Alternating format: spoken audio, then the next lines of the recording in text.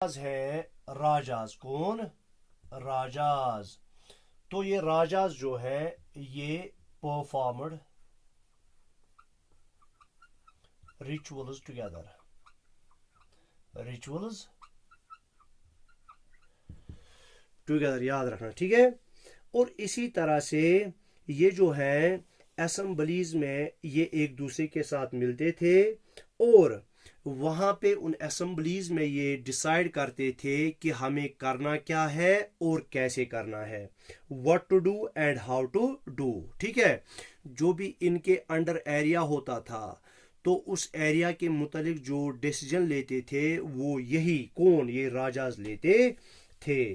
तो बाज़ाब्ता इनके दरमियान, इन मेंबर्स के दरमियान जो है बाज़ाब्ता डिस्कशंस होती थी और फिर उन डिस्कशंस में, उन डिबेट्स में जो है फैसला लिया जाता और उस फैसले पर फिर जो है काम किया जाता। मिसाल के तौर पर अगर कभी कभी जो है इन जनपदाज पर या इन महाजनपदाज पर, जिन पर एक ही नहीं बल्कि 2, 4, 10, 20 और कभी कभी हजारों रूलर जो है वो इकट्ठे क्या करते थे, वो इकट्ठे रूल करते थे। अगर कभी उन पर कोई एनिमी, कोई दुश्मन हमला करता तो ये क्या करते थे, ये पहले जो है एक मीटिंग करते और उस मीटिंग में जो है ये बाज़ाब्ता डिस्कस उसमें करते थे कि हमें क्या करना चाहिए ताकि हम इस थ्रेट से अपने आप को बचा लें। अच्छा, तो इसके मेंबर्स कोई भी बन सकता था मगर सिवाय 2 किस्म के लोग जो है, 3 किस्म के लोग जो है इसके मेंबर नहीं बन सकते थे। ये जो क्या होती थी, ये संगा जो होती थी या जिसको हमने कहा गाना, क्या है, गाना या संगा, गाना और संगा, इसमें 3 टाइप्स के लोग जो है इसके मेंबर्स नहीं बन सकते थे। एक दासाज, दूसरा वुमन और तीसरा जो हमने कहा कमकर्रा, क्या है, कमकारा, क्या है, कमकराज।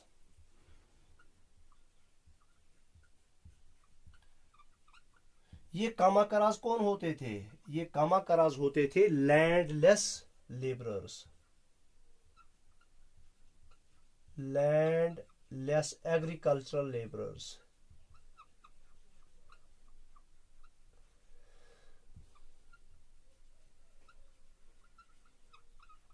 ये जो लैंडलेस एग्रीकल्चर लेबरर्स होते थे तो ये भी इन संघा के मेंबर्स नहीं बन सकते थे, ठीक है। इन असेंबलीज में जो है ये दासाज, वुमन और कमाकराज जो है इन असेंबलीज में जो है वो इनमें पार्टिसिपेट नहीं कर सकते थे।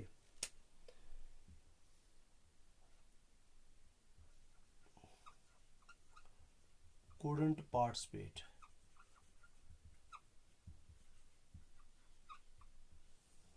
ठीक है, couldn't participate, ठीक है।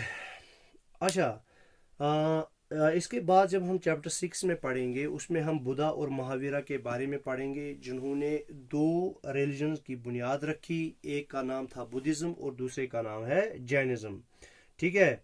बुद्धा ने बुद्धिज़्म की बुनियाद डाली और महावीरा ने जो है जैनिज़्म की बुनियाद डाली। उनके बारे में हम चैप्टर 6 में इंशाल्लाह पढ़ेंगे।